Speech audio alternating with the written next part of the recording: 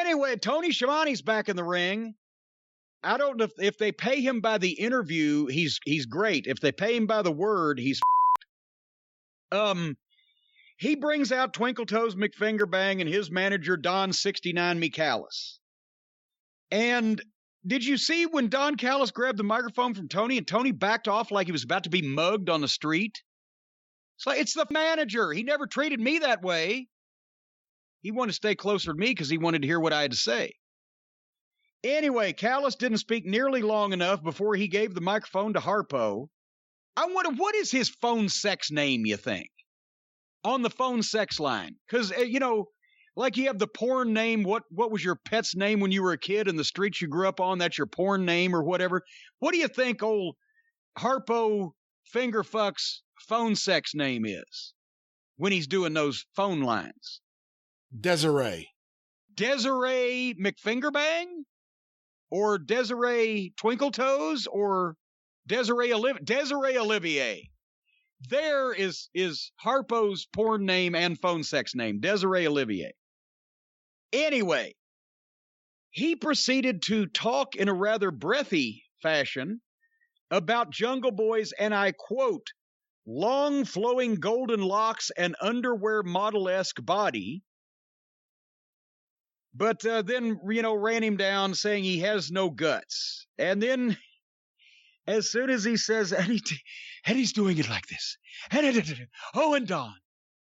And as soon as he says Jungle Boy has no guts, Jungle Boy comes out chewing gum with a monotone expression, walking at a deliberate, slow pace, gets in the ring. Do they anesthetize these baby faces before every television program? Is it against the law for any of them to show any fire, any piss and vinegar, any fucking emotion, any passion, any indignation? Anything except just walking around chewing gum like a bunch of flat-footed fucking zombies. So he comes out, and Harpo breathily whispers and exhales his insults. And finally, Jungle Boy says, "You talk too much." About like that. Well, of course, those are fighting words, so immediately Twinkle Toes charges him, and they get into a thing, and Olivier starts his heat in the exaggerated comedy fashion with funny faces that he does. He's not like Ric Flair whipping off a fucking $2,000 suit to kick Ricky Steamboat's face in with his goddamn street shoes with a look of anger on his face. He does it in an awkward, he takes the jacket off in an exaggerated comedy fashion like I should, the manager, the goofy manager. And he makes the funny faces, and it tries to get heat.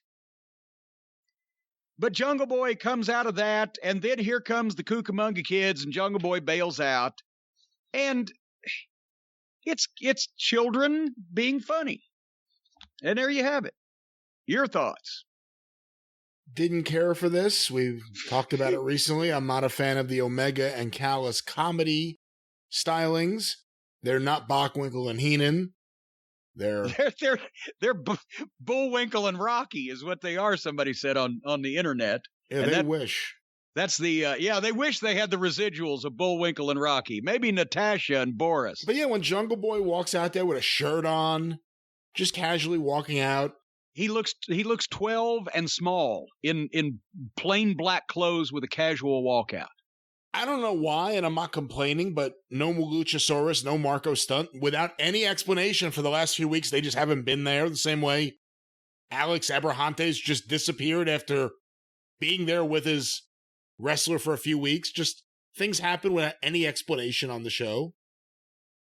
I don't know. We'll see. I understand that they Marco Stunt, they finally caught him, put him back in the, he escaped from a children's zoo. I did not know that, no. Yeah, they finally caught him. Your girl, Jane Cargill, was there with her attorney, Mark Sterling. I'm glad that Stephen P. New is my attorney instead of Mark Sterling. Marketing revenues are up 43% across the board, and he put her catchphrase over. Here's the thing with Mark Sterling. He can actually cut a promo. He's well-spoken. The reason why this is not going to get over is because of his material and delivery. The material is phony because it's obviously meant to be comedic first and make a point second. And he, more importantly, doesn't say it like he believes it. Every heel that ever bragged and did it successfully, you could say whatever fucking ridiculous bullshit as long as you were saying it like you believed it.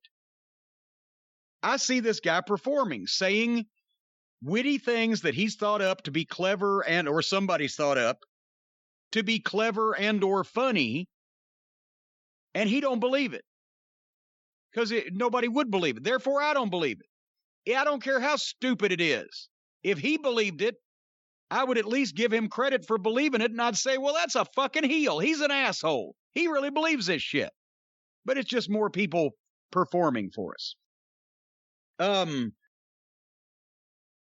Lance Archer had a match. I wish a lot of matches could be like this. I don't know what the guy's name was. It was some tattooed meth head in jeans from a mobile home somewhere in Pascagoula, Mississippi.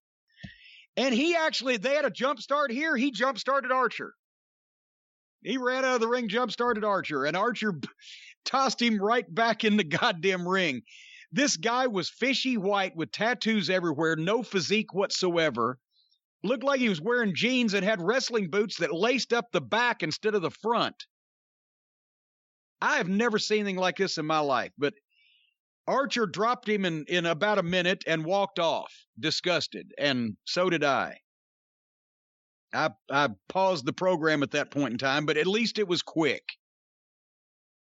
You can't tell me that there's not a fucking qualified pro wrestler of a certain size and a certain little bit of experience that could come in and do a 3-minute job for Lance Archer on national television and not embarrass the company just by looking so visually outlaw and low rent and cheap. They can't fuck a billionaire's money, and they can't get one guy that looks like an athlete that has some level of experience to come in here and do a nice solid job for this guy. National TV. Anyway, I'm on a roll. I'm going to go to the next one. Nyla Rose versus Layla Hirsch. Your thoughts? Who cares? Okay, we're finished with that.